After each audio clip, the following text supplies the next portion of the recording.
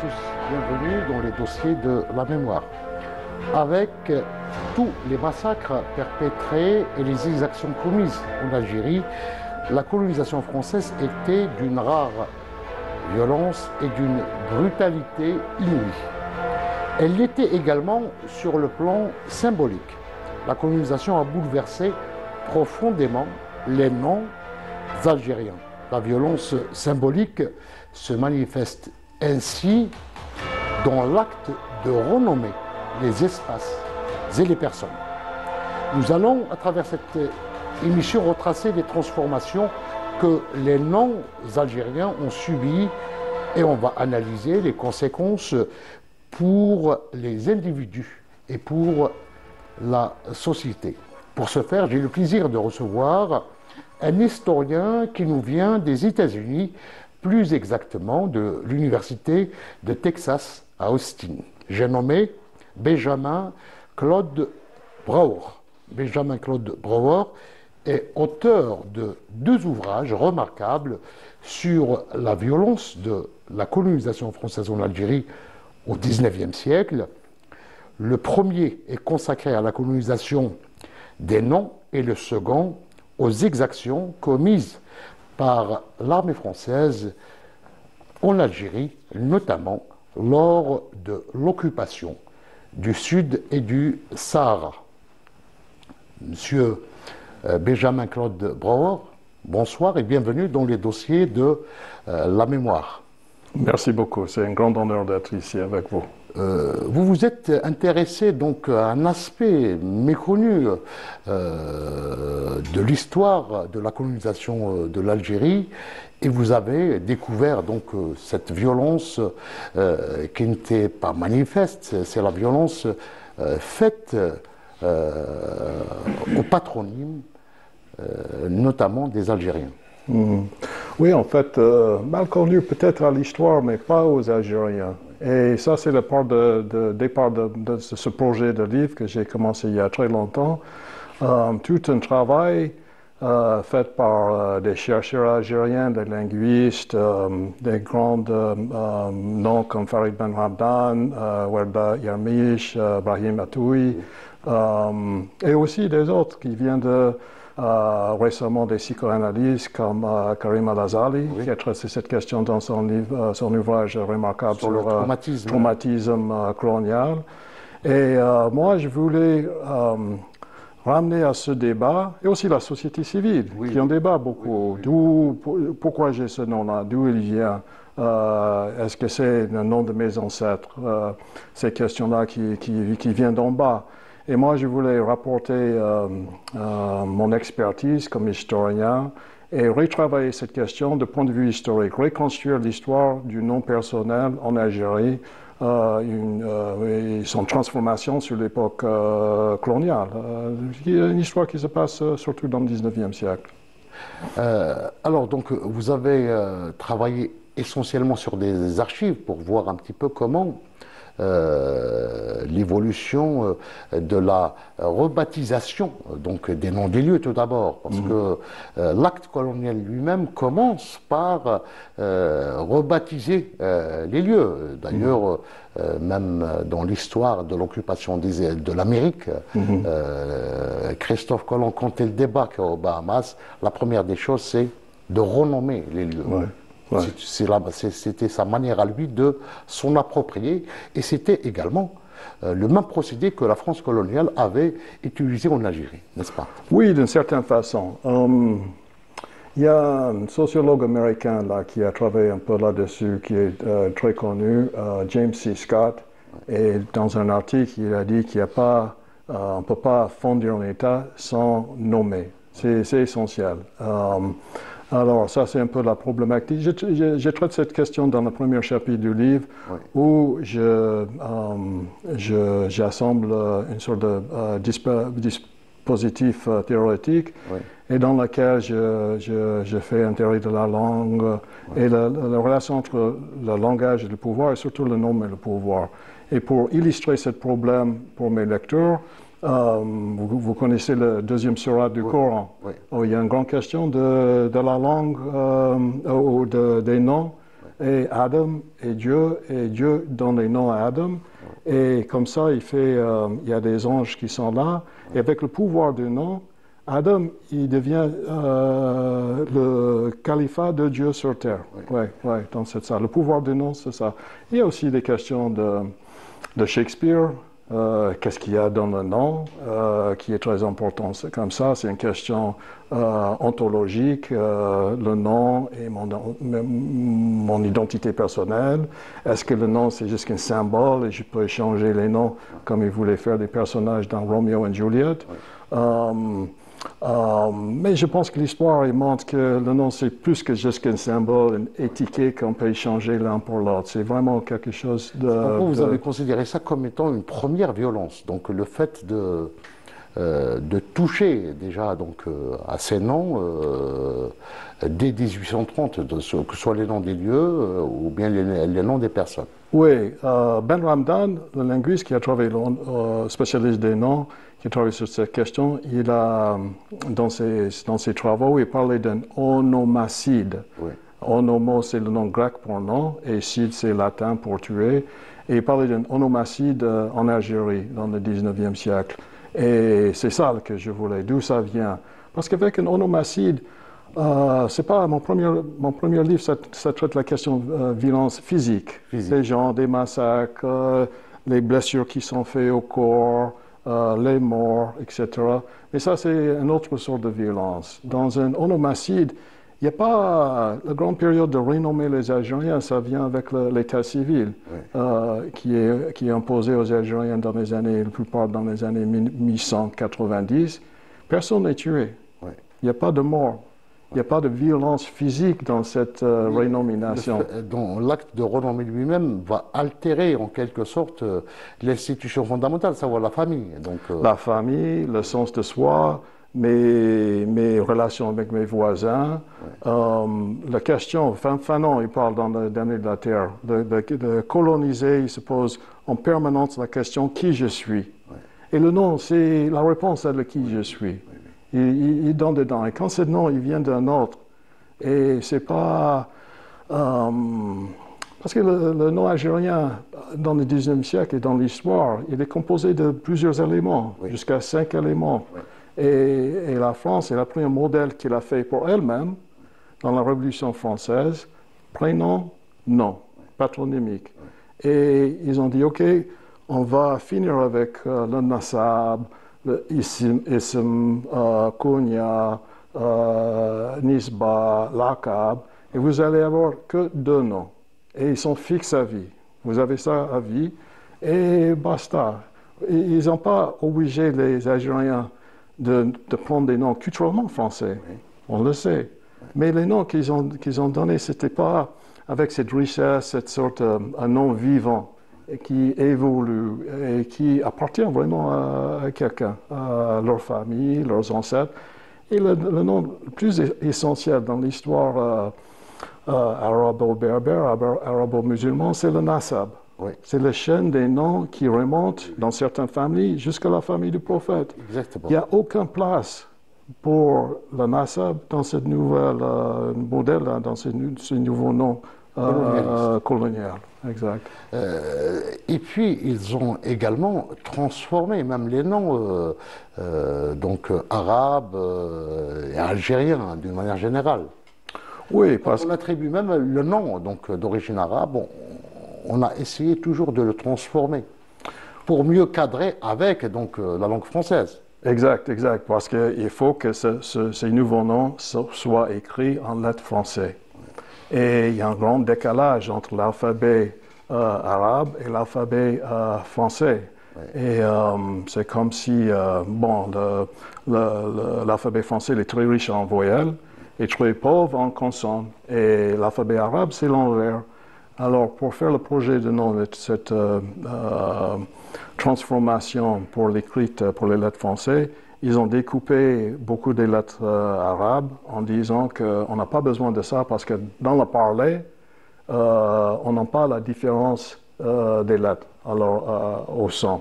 Et dans la langue écrite, c'est clair qu'il y a une grande différence. Et on ne peut pas changer une lettre sans changer le nom.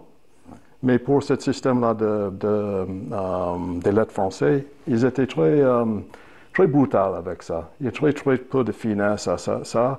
Ils ont dit la langue française elle est supérieure, notre alphabet est supérieur, et on va l'imposer ici sur les Algériens, mais je suis sûr dans les autres contextes aussi, ils sont venus avec les mêmes préjugés, qui n'est pas toujours le cas. Parce qu'il y a beaucoup de... Bon,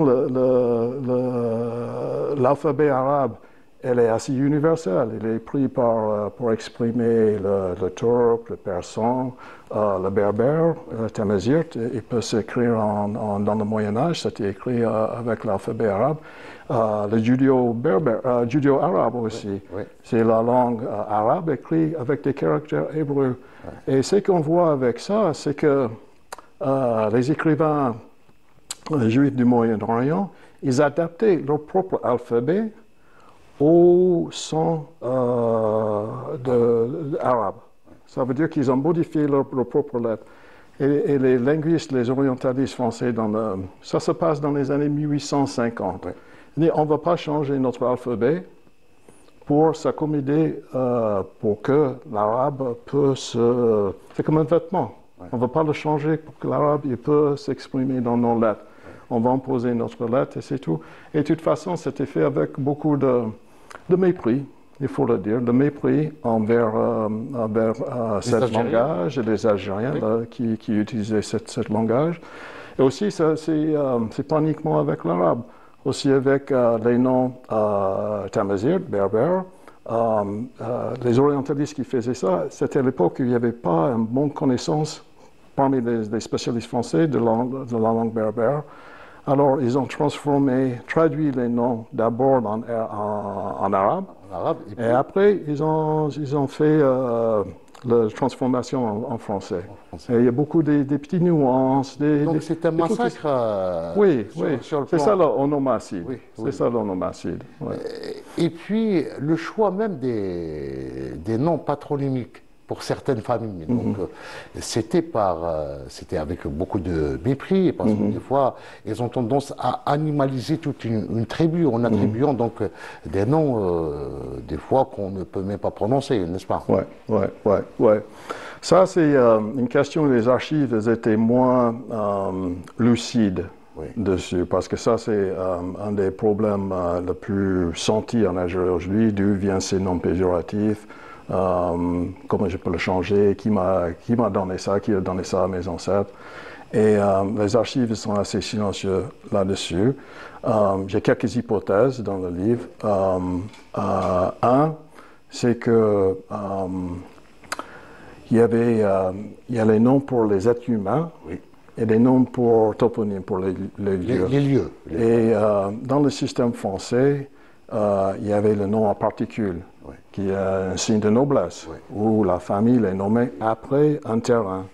Mais si vous avez un terrain qui porte un nom, il y a une grande différence des êtres humains et des lieux. On peut avoir une parcelle de terre qui s'appelait après des sangliers, ou après des ruines romaines, Asnam. Et c'est pour une parcelle de terre, ok, c'est pas un problème. Mais si on donne ce même nom à une personne, ça devient problématique. Alors, il y a cette confusion des toponymes qui sont donnés aux êtres humains. Ça, c'est un problème. Et un autre, et ça, c'est une hypothèse, il y a une source qui a parlé de ça. Comme tel, un administrateur français il a pris avantage entre les deux langues. Ça veut dire qu'il donne un nom en français qui pouvait réécrire la personne en face. Il ne parle pas le français. Il ne comprend pas ce que ça veut dire. Et il pouvait réécrire, aller entre les deux langues où il n'y avait qu'un spécialiste qui connaissait bien les deux langues qui allait écouter le sens péjoratif dedans. Et ça, c'est une hypothèse aussi. Et voilà quoi. Mais c'est clair qu'il y avait l'opportunité de faire ça, mais ce n'est pas dans les archives. Pourquoi? Parce que c'était interdit de donner des noms péjoratifs dans le système. Alors les administrateurs qui s'en occupaient de ça, les officiers de l'état civil, ils ne vont pas en parler librement dans les documents. C'est quelque chose qu'eux, il fallait cacher. Mais vous avez découvert dans plusieurs archives inexploitées les diverses traductions onomastiques, et qui montrent comment ont été bouleversées par des décisions administratives colonialistes. Well, le grand moment pour renommer les Algériens, ça vient, il y avait l'état civil, oui. Mais avant ça, il y avait le code Varnier, par laquelle une grande partie, Varnier, une grande partie... Là, c'est pour s'accaparer des terres. Oui, oui. La loi Varnier. Oui, et ça, c'est une façon par laquelle un transfert de terres se fait par le marché, oui. Selon les normes français, oui. Hein, bien entendu. Et pour avoir ça, déjà, il fallait que la terre, une ferme, soit divisée pour les individus. Oui. Et pour chaque individu, pour avoir un titre de propriété, il fallait un nom. Et il fallait nommer la personne. Mais pour l'administration française, peu importe si le nom, c'est un vrai nom pour la personne. Parce que ça, c'est le sort de nom, oui. C'est juste une étiquette. Ils savent qu'ils allaient être... oui, c'est juste pour vendre les terres, ouais. Juste pour vendre les terres de point de vue légal. Ouais. Alors, il y avait même, ça j'ai trouvé dans les archives, une personne qui avait plusieurs fermes, qui l'a vendu, et chacun des fermes qui sont vendues sur un autre nom. Ouais. Mais parce que ce n'était pas important que le nom appartient à la personne, c'est important que ça appartienne à la terre et aux documents par lesquels la terre était vendue. Cette terre sera attribuée à un colon, ou bien oui, pour l'installation, faciliter l'installation de la colonie de peuplement. Exact. Oui. Bon, bien sûr, il y avait des Algériens qui participaient dans ce marché de terrain, mais le résultat, en gros, c'était un transfert de terre des Algériens aux colons européens. Alors, pour les toponymes, parce que les toponymes, ce sera un massacre, parce que on va attribuer des noms à des lieux, des noms de sinistres généraux, donc ceux qui ont commis les massacres les plus brutaux en Algérie. On va donc attribuer leurs noms à des villes importantes, donc des centres urbains. Oui, bien sûr. Oui, on peut se mettre à leur place et imaginer, une ville qui s'appelle... Bougeot ou Saint-Arnaud, oui. Camp-Robert. Exact, et on est obligé de vivre là. Peut-être on vit en dehors de cette ville, mais il faut faire l'administration là. Et le symbole, il est là. C'est un peu comme si si on prenait un exemple aujourd'hui, en France aujourd'hui, il y a beaucoup de rues de 8 mai. Oui. Et pour 8 mai, il a deux sens. Oui. Pour un Algérien de France, par exemple. 8 mai, ça peut être la victoire contre le nazisme, mais aussi c'est le déclenchement de ces semaines sanglantes l'été 1945. Et imagine, moi j'étais avec des Algériens, et je regarde le 8 mai dans les panneaux et je me dis, ouais, c'est pas normal qu'ils sont obligés de vivre sous cette signe, ça. Et aussi, il y a plein de rues en France actuellement qui sont nommés après ces généraux de la conquête. Alors, cet acte de renommée, comment il va maintenant, parce que vous parlez d'un bouleversement, comment il va bouleverser l'identité donc des Algériens? C'est la question fondamentale que vous avez abordée dans votre recherche. Oui, et ça, je pense que l'histoire, il nous montre une approche un peu prudente, ou le mot anglais qui est dans ma tête, cautious. Il faut être prudent dans ça, parce qu'il y a le nom qui est écrit sur l'état civil, un nom de papier, dans les documents. Mais nous, mes voisins, ma famille, on a la mémoire de nos vrais noms. Oui. Et on peut garder dans nos traditions, on a ça, dans un archive oral. Oui. Ça existe toujours. C'est pas que d'un coup, la terre elle est coupée sur nous, parce qu'il y a cette capacité de mémoire, de garder les noms.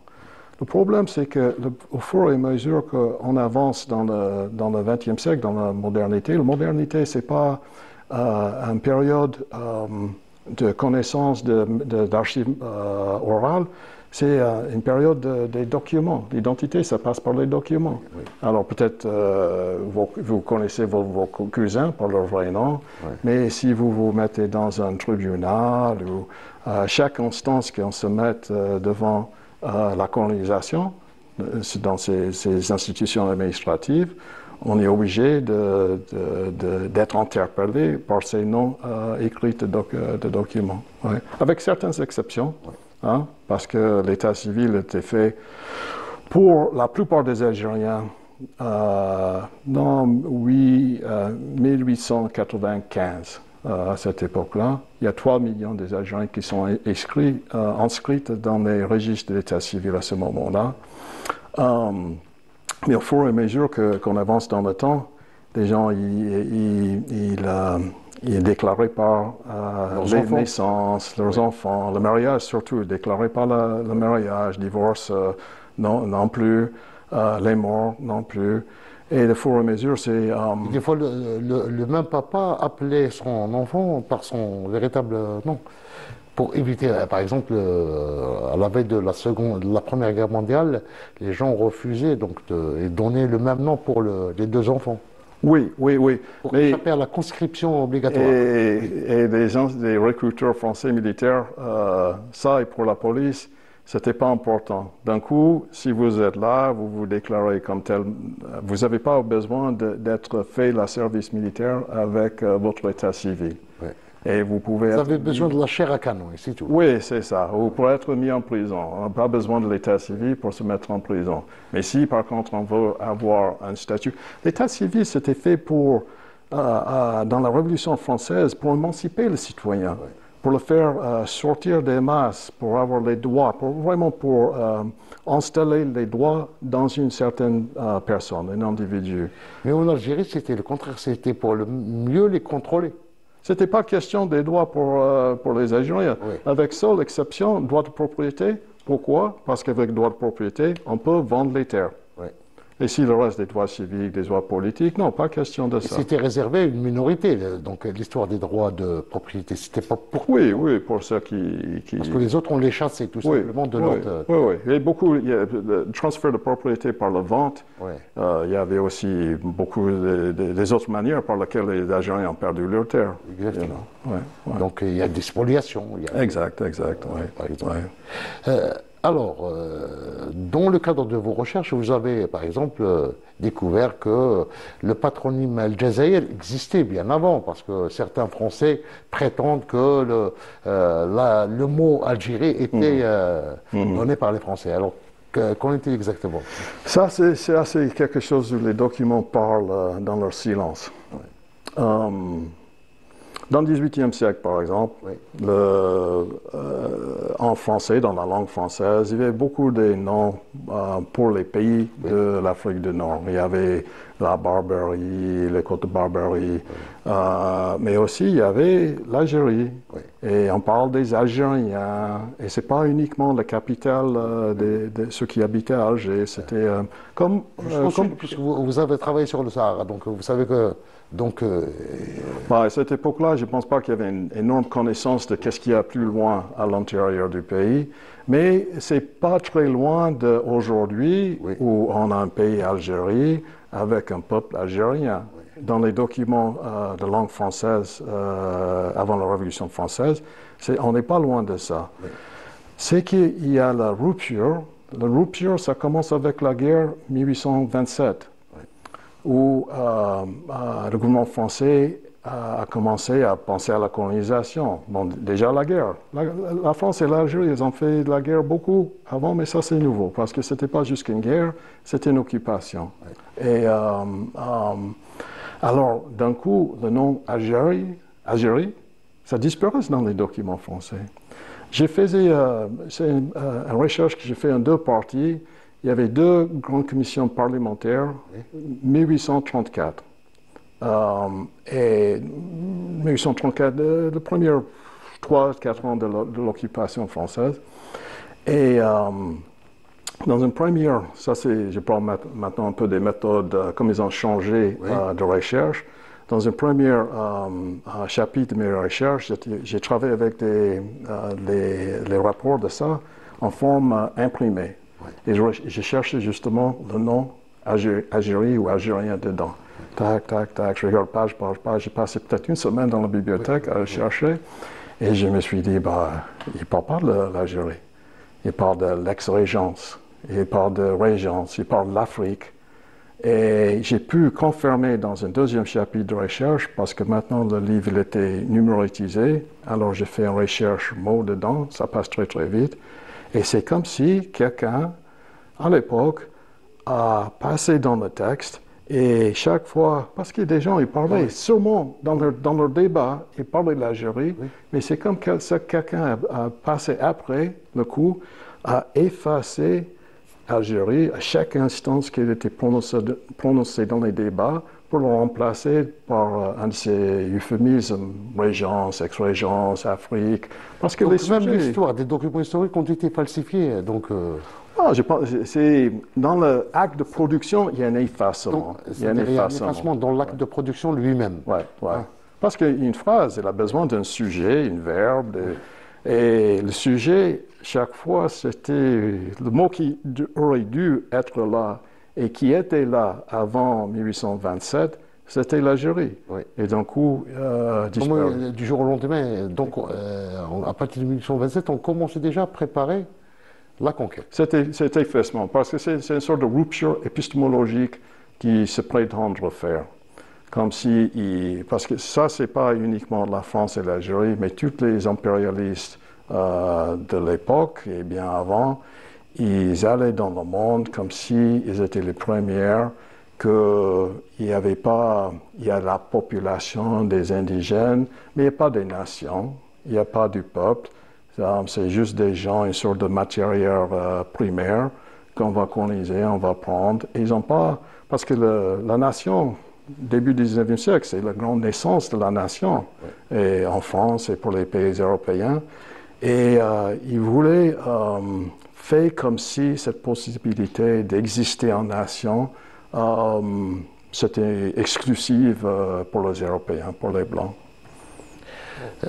Donc, vous avez adopté une méthode un petit peu particulière pour traiter de cette problématique de l'onomastique, que ce soit les noms, donc, que ce soit les patronymes, que ce soit les toponymes. Vous avez évité donc d'aborder l'aspect donc cette question à travers l'aspect linguistique, mais vous vous êtes focalisé sur l'aspect anthropologique et historique et culturel notamment. Donc des noms. Pourquoi? Bah oui, je ne suis pas formé comme linguiste. D'abord, je suis historien. J'ai appris ce que je pouvais de leurs travaux, qui sont très très riches, comme j'ai dit au début de notre discussion. Mais je suis historien et c'est ça qui manquait, je pense, dans le débat, dans cette problématique de nom algérien. Un vrai regard historique fondé sur les archives et pas uniquement juste de refaire et dire aux lecteurs ce qu'ils pouvaient trouver dans les documents. Une analyse, une lecture qui essaie de sortir d'une certaine redondance, parce que l'histoire du 19e siècle, la plupart des historiens redisent pratiquement la même chose. Donc, il y a une certaine répétition qui s'installe. En fait, on est très peu de travail sur le 19e, malheureusement. Et ces nouvelles générations, je pense la littérature historique qui a été produite répétait la même chose. C'est-à-dire, il y a un ou deux historiens qui sont cités, plus les lettres donc, des généraux français. C'est un discours qui est très fixé sur le français comme acteur historique. Si c'est un général, un politicien, c'est eux qui font l'histoire. Et c'est ça qui est dans les archives. C'est ça, c'est vraiment une lutte pour l'historien de faire en sortir pas uniquement une voix algérienne, mais l'Algérien comme acteur de l'histoire. Et dans le nom, on peut voir ça. On peut voir un chapitre on parle de cette rupture épistémologique dans le sens des toponymes, mais c'est aussi avec des ethnonymes. Oui. Les Français, ils connaissaient bien les Algériens. Oui. Ils sont là depuis longtemps. Ils ont des contacts dans le gouvernement, dans les tribus, etc., etc. Mais ils ont fait comme s'ils ne connaissaient pas leur nom. Qu'est-ce que c'est les natifs, les naturels de l'Algérie? C'est ils avaient des noms comme Koubaïl pour le Kabyle, ou les Arabes, des Maures qui habitent dans les villes, et chacun avec une sorte de... C'est-à-dire on a essayé de créer une sorte de nouvelle socialisation à travers donc la nomination.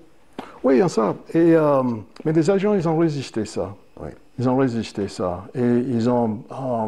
il y a une période là, dans les années 1830, nommée à juste titre le dialogue résistance, oui, où les Algériens, en fait, le dialogue résistance, ça continue jusqu'au XXe siècle, oui, mais par laquelle les Algériens, ils se sont réclamés, ils sont appropriés pour eux une voie politique, et ils sont adressés aux Français et disent voilà nos réclamations. Donc le problème du nom était au centre de la conquête, donc c'est ce que vous avez découvert, et puis vous allez nommer ça comme violence symbolique. Oui, oui. Vous avez forgé donc ce concept. Donc, le concept violence symbolique, il est plus connu avec le sociologue français Pierre Bourdieu, oui, qui l'a rendu célèbre dans ses travaux. En fait, c'est quelque chose qu'il a, pour la première fois pensé pendant qu'il était ici en Algérie. Il y a un sociologue algérien, justement, Laura Riadi, qui a oui, travaillé là-dessus. Et c'est une violence qui peut s'exprimer, s'exprimer. Oui. Pardon, il y a des mots français qui m'échappent de temps en temps. Et au niveau des gestes, au niveau des rapports sociaux de pouvoir, ça veut dire que moi, je vous suis, si vous dites quelque chose, moi, je suis derrière vous. Et aussi au niveau de la langue. Et c'est vraiment au niveau de la langue que je voulais comprendre. Alors ça, c'est l'aspect Bourdieu. Mais aussi un autre violence symbolique, un concept du symbolique qui vient du psychanalyste, et notamment dans les travaux de Jacques Lacan. Ouais. Et dans lequel le sens qu'on a de notre propre subjectivité, il vient dans la langue. On est construit avec des mots. C'est une façon de le dire. On est construit avec des mots, et avec des mots entre personnes. Moi, c'est juste que je suis sur une île et j'ai écrit mon nom, et c'est ça qui je suis. Non, c'est un rapport social. Et alors, si ce nom, ce signe par lequel on s'exprime, qu'on devient un être humain autonome, pensant, c'est un mot qui n'appartient pas à nous, qui n'appartient pas à notre famille, qui ne nous était pas donné comme les parents qui nomment leurs enfants, oui, avec des bonnes intentions. Qu'est-ce qu'on peut être constitué comme sujet dans les noms comme ça? Et ce n'est pas forcément juste péjoratif, des noms péjoratifs. Mais ils sont là. L'historien Hosni Ketouni, il a fait un article très important sur ça. Il a trouvé au moins une cinquantaine des noms péjoratifs. Mais il y a aussi juste les noms qui peuvent nous apparaître comme inoffensifs. Et il y a toute cette perte aussi, toute cette perte de la richesse onomastique des traditions existantes, précoloniales, qui est perdue. Et puis on a touché également au patronyme de certaines familles de résistants, donc qu'on a vraiment... vous avez travaillé donc sur, par exemple, la tribu des... Enfin, c'est une ville, des Acha. Comment on a détruit par la suite tous les toponymes, tous les patronymes. Donc, dans le cas des Acha, c'est assez dramatique parce qu'ils ont fait une sorte de cartage des Acha. Ça veut dire qu'une fois qu'ils ont traversé les murs défendus par des gens là, Ils ont massacré tout le monde. Tout le monde, oui. Ils ont détruit tout le bâtiment et c'est une ville morte et qui est restée comme ça. On a interdit de reconstruire. Ils ont interdit de reconstruire, ouais. On ne parle plus de cette ville, c'est-à-dire qu'on a des villes qu'on a effacées tout simplement. Et ça, c'est une sorte de... Si on parle de violence physique et violence symbolique, la question peut-être de violence symbolique ne se pose même pas dans toute cette flotte de sang, toute cette perte de vie qu'on a ça. Et encore une fois... On assassine la mémoire des personnes, on assassine les personnes et leur mémoire. Oui. La personne, tout ce qu'il était, tout ce qu'il allait être, effacé comme s'il n'existait pas. Ouais. Et ça, c'est... la violence symbolique, c'est important. Et comme j'ai dit au début, là, c'est un des formes de violence qui durent peut-être le plus dans le temps. Mais quand même, c'est d'un autre ordre que ces massacres comme à Zaatcha ou la Droite, à la même époque. Ah oui, la Droite également, c'était la même chose. Oui, ils ont fait ça quelques années après, en 1852. Et ces épisodes tristement célèbres de la conquête, comme les enfumades d'Ara, etc. Et mis autres massacres qui ne sont pas nommés, qui sont très peu connus, mais qui faisaient partie intégrale de cette façon par laquelle la France elle a s'approprié de l'Algérie. Dans cette... l'expression, c'est le feu et le sang, et l'Algérie était fait terre française dans le feu et le sang. Dans le feu et le sang, et aujourd'hui, donc, on parlait tout à l'heure d'archives. Est-ce que vous avez eu l'accès aux archives facilement? Donc, il y a certaines archives, même du 19e siècle, qu'on ne peut pas consulter aujourd'hui, n'est-ce pas? Écoutez... À diriger certaines archives, par exemple, des Zaatcha, donc les correspondances. Oui. Écoutez, ça fait plus que 25 ans maintenant que je travaille dans les archives des deux côtés de la Méditerranée, en France et aussi en Algérie. Et ce qui me frappe quand je fais mes déplacements dans les archives, c'est l'accès aux archives pour les chercheurs algériens. Parce que moi, je suis américain. L'Algérie, c'est pas mon pays, c'est pas mon histoire. Je travaille là-dessus. Mais ontologique, moi, j'ai une autre être là qui est là quelque part là. Mais moi, je peux avoir accès aux archives à Aix-en-Provence beaucoup plus facilement qu'un chercheur algérien qui lui font un visa. Moi, je ne suis pas obligé, pour l'instant, je ne suis pas obligé d'avoir un visa pour aller en France pour faire des recherches. Je me déplace facilement, rentre sur place, je m'inscris dans les archives, tranquille. Mais pour un chercheur algérien, un historien algérien, de faire le même trajet que moi, très, très difficile. Et ça, c'est pas normal. C'est pas normal. C'est leur histoire. Bon, il y a la question des archives entre les deux États. Moi, je ne suis pas spécialiste, je ne peux pas vraiment me prononcer là-dessus. Ça, c'est une affaire d'État. Moi, je veux juste avoir accès aux documents. Mais je peux voir les effets sur la possibilité pour les Algériens d'écrire leur propre histoire en faisant face aux questions de visa. Et c'est une question, je pense que si certains politiciens se voient les choses plus... Et vous êtes parmi les chercheurs qui militent pour que la nécessité de réécrire cette histoire, donc l'histoire de la colonisation. Oui, je me sens comme quelqu'un qui ne veut pas marcher dans les traces de Charles-André Julien ou Ageron ou ceux qui sont de renom pour le 19e siècle. Bien sûr, leurs travaux sont importants, je les lis soigneusement, j'apprends beaucoup. Mais comme on en a parlé tout à l'heure, c'est une histoire qui est... franco-française. Sur l'histoire de la France en Algérie. Et moi, je veux faire sortir les Algériens comme acteurs, mais aussi je sais que... Là, c'est vraiment, vous avez mis l'Algérien, ou bien les Algériens, au centre donc, de vos préoccupations, dans ce contexte colonial. C'est comme ça que, par exemple, vous êtes interrogé, donc, parce qu'on connaît par exemple cette histoire des Zaatcha d'un seul côté, c'est-à-dire telle qu'elle a été écrite par les historiens, les militaires français, Mais là, vous avez découvert qu'il y a des correspondances qui émanaient des Algériens. Oui, oui. Qu'en est-il exactement? Ouais. Moi, je peux dire deux choses là-dessus. Moi, je suis un historien de la colonisation. Et je sais que dans la colonisation, il y a colonisateur et colonisé. Oui. Et moi, j'essaie de faire les deux côtés. Parce que c'est important. Ce n'est pas une histoire qui peut s'écrire, se faire comprendre en coupant entre les deux.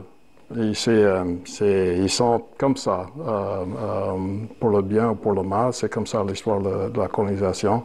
Alors dans ce livre-là sur les noms, il y a des chapitres qui s'adressent plus pour raconter l'histoire de l'état civil, etc. Ça, c'est une histoire d'un côté français, administratif. Mais ce que j'essaie de faire dans le travail, c'est de faire sortir comment les Algériens... C'est un peu comme Kafka dans le procès. C'est une sorte de structure dans laquelle il se retrouve. Alors, le labyrinthe, comment il naviguait le labyrinthe. Et là-dessus, j'ai trouvé des documents par lesquels, après qu'on les a donné un patronyme dans les Algériens, j'ai trouvé des documents à Constantine, deux dossiers qui étaient assez fournis de matériel pour en faire une étude de cas, par lequel ils ont réclamé un changement de nom. On a reçu notre carte d'identité, le nom que vous avez ici pour nous, c'est erroné. On a un autre nom qu'on veut comme notre nom patronymique et on veut le changer. Et ça aussi, ça parle beaucoup.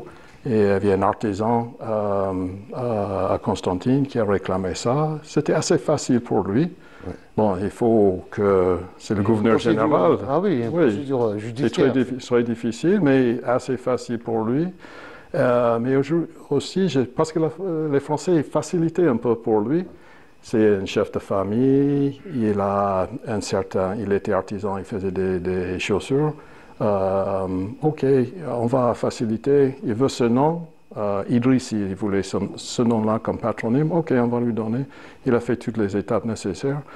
Mais dans un autre cas, il y avait une femme qui n'avait pas de famille. Il y avait elle, une sœur et peut-être une nièce. Deux ou trois personnes. Et elle a réclamé, pareil, un changement de nom.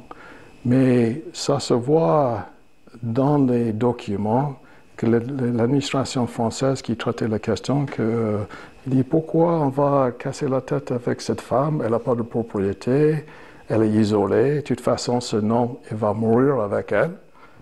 Et pourquoi elle veut le changer? Elle veut le changer parce que si on met dans la perspective de cette femme, parce que le nom que la France lui a donné, ce n'est pas la sienne. Elle avait un autre nom.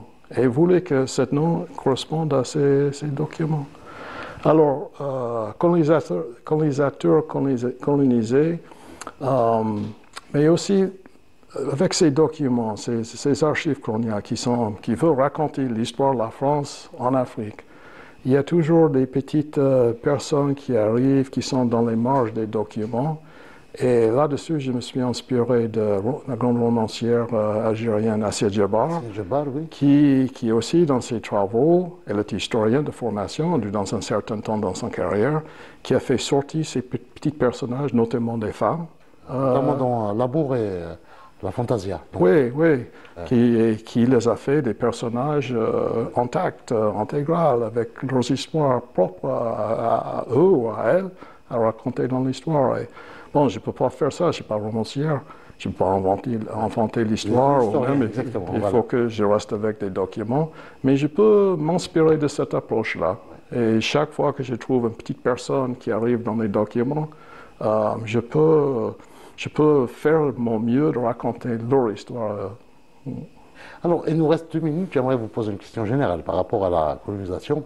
Quel regard portez aujourd'hui des chercheurs américains? Donc, j'ai rencontré votre concitoyen et chercheur, néanmoins, donc historien, Claude Shepard. Donc, même lui, il a une autre vision sur la colonisation. Donc, les historiens américains, quel regard ils portent aujourd'hui sur la colonisation française de l'Algérie? Moi, je dirais que je connais Todd et aussi Todd Shepard, et lui aussi, il n'a pas un rapport de famille. Son grand-père, c'était pas un colonel, il vient de l'extérieur. Et dans l'idéal, on peut, parce qu'il y a toute une table avec des chercheurs qui viennent de partout, le Japon, la France, les Européens, les Africains, des historiens d'Iran. Et l'histoire de l'Algérie, cette table, elle est fascinante. Et chacun peut rapporter ou ramener ses propres perspectives à comment interpréter, comment analyser et faire un dialogue ensemble. Mais aussi, je veux que cette table, nos discussions, il contribue quelque chose à la société algérienne, la façon par laquelle l'histoire est connue et vécue par les Algériens eux-mêmes. Et comme ça, l'Algérie, c'est un État souverain, un peuple souverain, son propre destin en main. Et qu'est-ce que je peux contribuer à leur discours avec les connaissances, avec la formation que j'ai? Qu'est-ce que je peux ramener qui serait utile à eux à écrire leur propre histoire? Voilà un peu comme je vois des choses. C'est pas uniquement, tous les Américains, ils partagent pas forcément cette perspective, mais c'est mon perspective à moi. Mais c'est une tendance aujourd'hui, donc cette redécouverte, notamment des exactions sous cet angle-là, la violence coloniale, n'est-ce pas? Oui, ça a changé. Quand j'ai commencé mes recherches sur ce premier livre, c'était fin des années 90, je peux dire que je faisais la plupart des recherches pour ce livre-là en France. Je peux dire que la violence, colonisation, l'Algérie, c'était des sujets assez tabous en France. Assez tabous. Et j'ai commencé avec un projet de thèse sur les explorateurs du Sahara. Bon, c'est pas très intéressant comme thèse, là, chassé partout dans les dunes, Henri Douvray et les autres. Mais ça, c'était un sujet qui était bien reçu par les interlocuteurs en France. Ah, Henri Douvrier, oui, c'est très important. Et une fois que j'ai commencé à parler de la violence, de parler des questions de violence extrême, violence de masse, qu'est-ce que c'est le lien entre la violence génocidaire du XXe siècle et cette partie de l'histoire en Algérie. Ça, c'était pas aussi bien reçu. Il y avait des grands historiens de l'Algérie de l'époque et qui a même dit que la question du génocide, c'est pas une question appropriée à l'Algérie. Il y avait un compte-rendu qui a été fait par un Anglais, d'un ouvrage d'un autre Anglais, William Gallois, qui travaille sur le génocide en Algérie, qui dit que le génocide, c'est une distraction à une histoire qui devrait être focalisée sur des questions, je sais pas, du mouvement national, social, des questions comme ça. Mais tout le monde se réunit à cette table algérienne. C'est parce qu'il y a des choses qui se passent dans l'histoire algérienne qui sont d'une importance globale. Et une de ces questions, c'est la violence, la question de la violence et de la colonisation. Et la question de la violence, vous avez découvert que l'histoire de la colonisation était une histoire de violence et de génocide. Oui. Et c'est un peu à contresens qu'on a une histoire avec des grandes lumières comme Frantz Fanon, qui est un des grands théoreticiens de la violence, pas uniquement politique, mais aussi psychologique, et que nous, les historiens, on ne prend pas le temps de poursuivre cette problématique dans l'histoire. Frantz Fanon, il est lu partout dans le monde, c'est un des grands penseurs du XXe siècle. Il est connu pour ses travaux sur la violence à l'époque de la Révolution algérienne. Et si nous, historiens, on dit que ce n'est pas une question intéressante, on sert à quoi vraiment? Donc on termine cette émission avec cet hommage à Frantz Fanon, ce grand homme qui a marqué l'histoire de la décolonisation et l'histoire de l'Algérie en particulier. Je tiens à vous remercier vivement Monsieur Benjamin Claude Brouwer, je rappelle que vous êtes historien, vous êtes enseignant à l'université donc de Texas, Austin, et vous avez notamment publié 2 ouvrages consacrés à l'histoire de la colonisation. Le premier, c'est la colonisation des noms en Algérie, et le deuxième, c'est les exactions commises par l'armée coloniale française dans le sud algérien. Je tiens à vous remercier encore une fois et je remercie l'équipe technique qui m'a aidé à préparer cette émission. Excellente soirée et à bientôt. Merci beaucoup et merci à vos spectateurs.